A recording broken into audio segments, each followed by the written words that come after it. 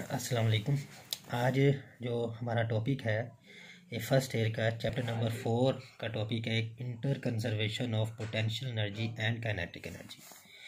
तो बेटा इस ऐसे टॉपिक के इंट्रोडक्शन में हम ये कह सकते हैं कि ये हमें बताता है, ये टॉपिक वेरीफाई करता है कि एनर्जी कभी भी डिस्ट्रॉय नहीं होती बल्कि एक फॉर्म से दूसरी फॉर्म में कन्वर्ट होती है।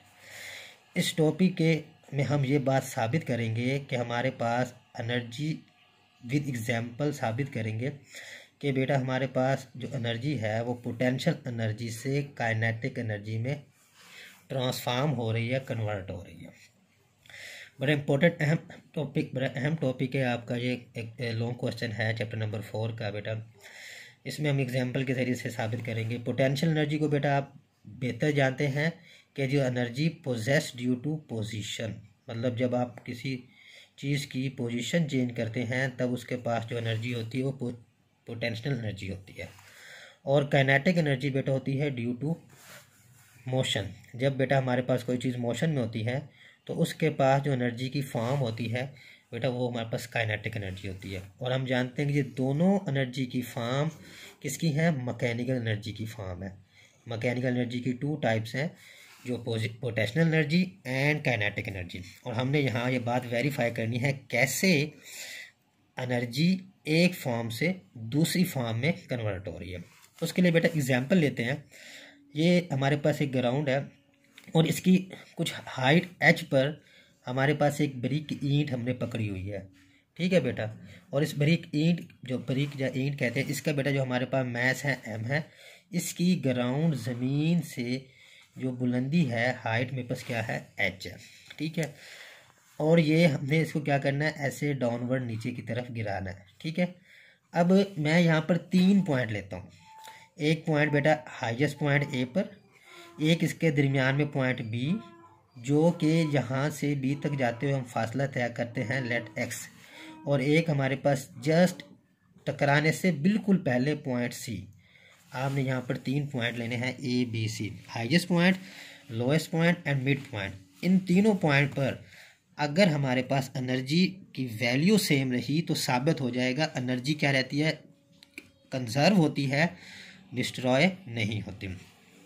अच्छा जी बेटा, पहले आप लिख लें एट पॉइंट ए की बात करते हैं।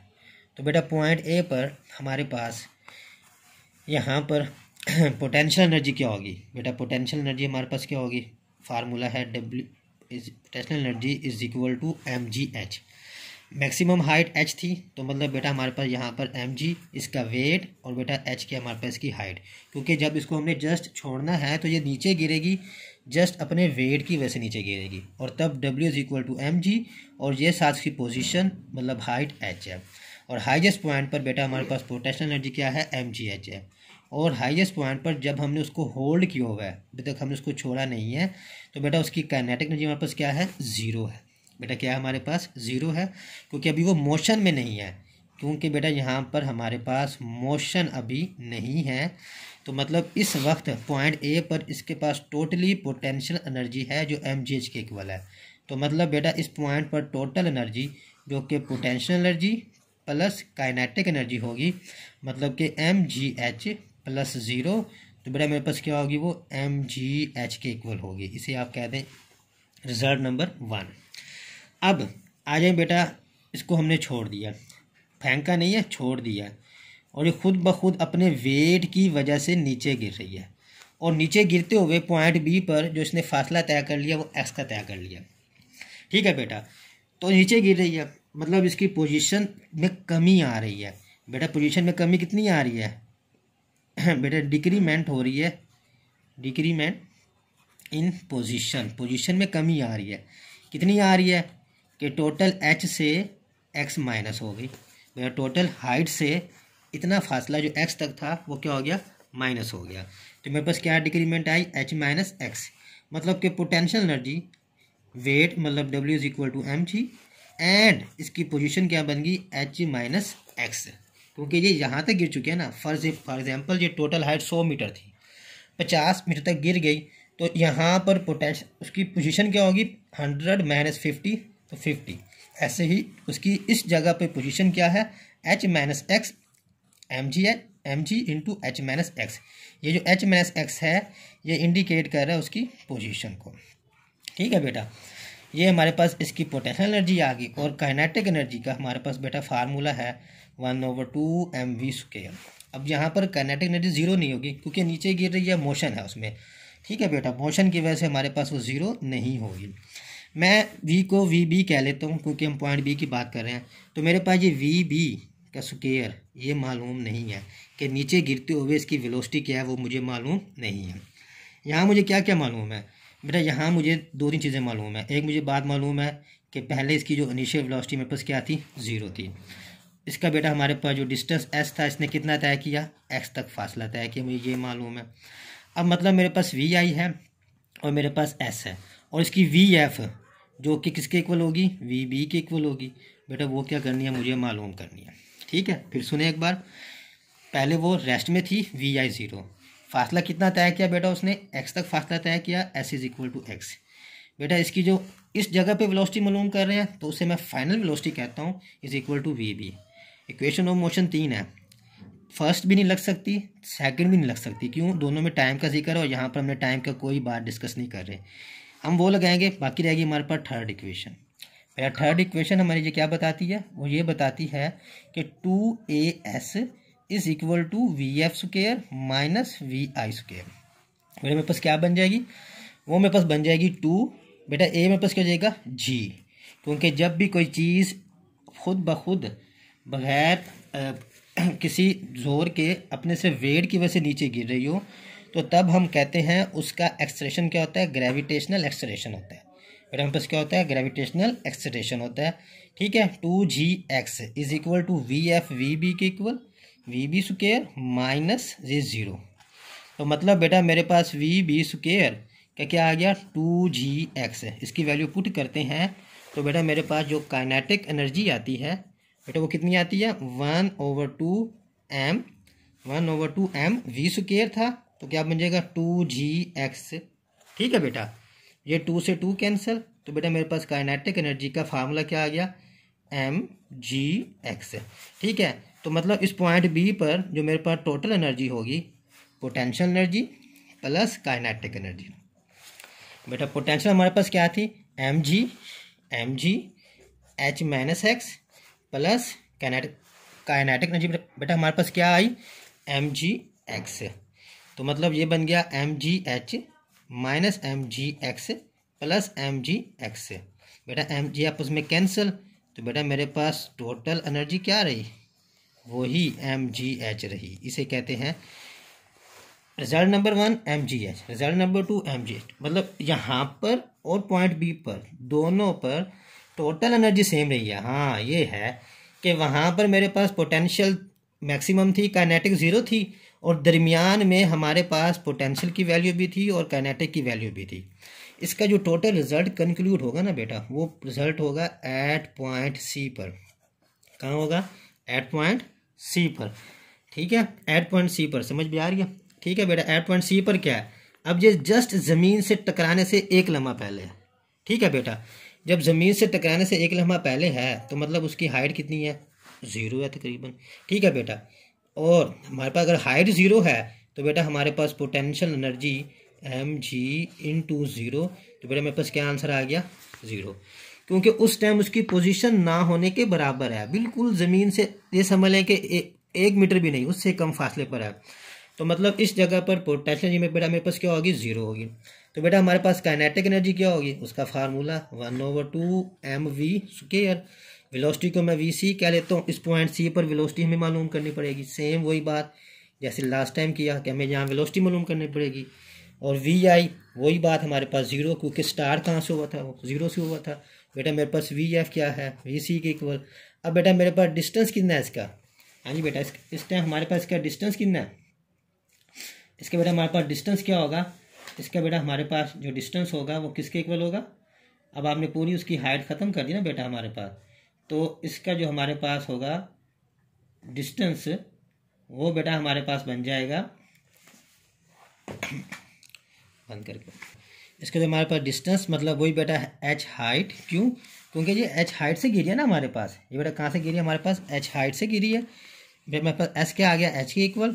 तो काइनेटिक एनर्जी को निकालने के लिए हम बेटा क्या करेंगे, यहाँ पर फिर थर्ड इक्वेशन ही यूज़ करेंगे, क्योंकि इसमें टाइम का जिक्र नहीं है। तो 2 फिर ए की बजाय जी, एस के बजाय H is equal to V C square minus zero. बेटा हमारे पास वी आई क्या है, 0 है। मतलब बेटा मेरे पास वी सी स्क्वेयर किसके इक्वल आ गया, 2g एच के इक्वल आ गया। जब इसको मैं काइनेटिक एनर्जी में पुट करूंगा तो बेटा मेरे पास क्या आंसर आ गया, 1/2m इंटू 2gh, 2 से 2 कैंसिल। तो बेटा मेरे पास काइनेटिक एनर्जी क्या आ गई, mgh। तो टोटल एनर्जी पॉइंट सी पर potential energy plus kinetic energy बेटा मेरे पास किसके इक्वल आए, हाँ ये मेरे पास बेटा 0, बेटा मेरे पास ये क्या है mgh। मेरे पास क्या बन जाएगा mgh। मतलब आपके पास यहाँ पर टोटल एनर्जी बेटा हमारे पास क्या होगी, mgh के इक्वल होगी। अब यहाँ बेटा वापस डायग्राम पर आए, इसका मतलब ये है पॉइंट ए पर आपके पास पोटेंशियल एनर्जी थी mgh और बेटा आपके पास काइनेटिक क्या थी, 0 थी।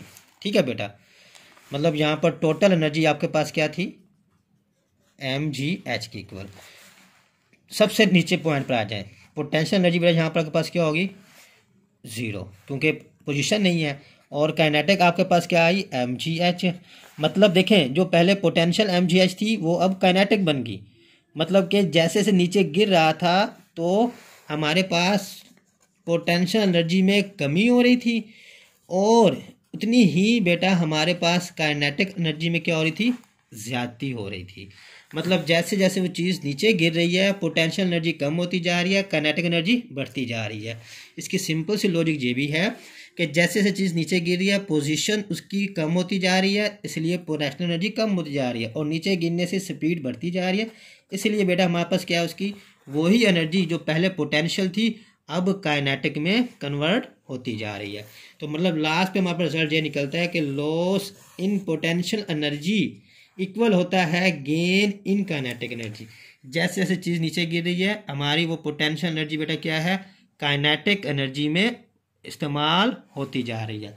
और अगर हम इस केस में बात करें कि हमारी कुछ एनर्जी वर्क की शक्ल में भी क्या होगी, ज़ाया होगी, मतलब टकराने पर बेटा वर्क भी है, तो हम ऐसे लिखते हैं loss in potential energy equal है gain in kinetic energy plus work. ये वर्क बेटा किस में होता है, ये वर्क होता है जब कोई चीज़ नीचे गिर रही होती है उस पर एयर की फ्रिक्शन लग रही होती है, तो वर्क ड्यू टू फ्रिक्शन है बेटा। तो मतलब आपकी जो टोटल पोटेंशियल एनर्जी थी, जो हमारे पास टोटल पोटेंशियल एनर्जी थी वो इस्तेमाल हो रही है काइनेटिक एनर्जी प्लस वर्क एंगेज friction. mgh is equal to kinetic energy का फार्मूला 1/2mv², और बेटा वर्क का फार्मूला क्या पड़ा, FH लिख लें या FS लिख लें। अब बेटा एक बार थोड़ा सा इस क्वेश्चन की समरी देख लें कि हमारे पास हमने साबित करना है कि कैसे पोटेंशियल एनर्जी से काइनेटिक एनर्जी में कन्वर्ट होती है। एग्जाम्पल ही एक ब्रिक है, सम हाइट h पर है, ठीक है। अब बेटा इसके 3 पॉइंट बना लिए, एक मैक्सिमम हाइट पे पॉइंट A, दरमियान में जब वो नीचे गिर रही होगी पॉइंट B, और जस्ट गिरने से थोड़ी देर पहले पॉइंट C। यहाँ पर बेटा मेरे पास पॉइंट A पर मैक्सिमम थी पोटेंशियल एनर्जी, क्योंकि पोजीशन मैक्सिमम थी तो पोटेंशियल मेरे पास क्या आ गई, हाइट h के इक्वल थी तो mgh आ गई। बेटा वहाँ मेरे पास काइनेटिक 0 थी क्योंकि उस टाइम वो मोशन में नहीं थी, तो मेरे पास टोटल एनर्जी क्या आ गई, mgh आ गई। पॉइंट बी पर गए, अब वो मोशन में थी, उसने कुछ फासला तय कर लिया, तो फासला इक्वल था x के इक्वल। अब उसकी पोजीशन कितनी थी बेटा, पोजीशन थी h माइनस एक्स, मतलब उसने इस हाइट में x फासला तय कर लिया था तो h माइनस एक्स पोजीशन थी। तो मतलब मेरे पास पोटेंशियल एनर्जी क्या थी, mgh माइनस mgx। और काइनेटिक एनर्जी का फार्मूला 1/2mv²। अब ये v² हमें फाइंड करना था। इनिशियल हमारे पास वेलोसिटी 0, s फासला तय किया उसने x तक, और vf जो फाइनल वेलोसिटी है वो यहाँ की वेलोसिटी पॉइंट v पर vb ये आपको मालूम करनी है। फर्स्ट सेकंड इक्वेशन नहीं इस्तेमाल कर सकते क्योंकि टाइम का जिक्र नहीं है। थर्ड यूज़ की, ये a की जगह g आ जाएगा, क्योंकि जब कोई चीज़ ड्यू टू ग्रेविटी नीचे गिर रही होती है, तो तब बेटा हमारे पास एक्सेलरेशन बन जाता है ग्रेविटेशनल एक्सेलरेशन। ठीक है बेटा, तो मेरे पास जनाब फार्मूला आ गया वी का 2gx वी स्क्वायर का, इसको पुट किया तो बेटा मेरे पास काइनेटिक एनर्जी आ गया, इनको कंबाइन किया तो मेरे पास जवाब वही mgh आया जो कि पहले भी आया था। मतलब यहाँ पर टोटल एनर्जी और यहाँ पर टोटल एनर्जी बेटा हमारे पास क्या है, सेम है। अब पॉइंट सी कहाँ पर है, जस्ट ज़मीन से टकराने से पहले।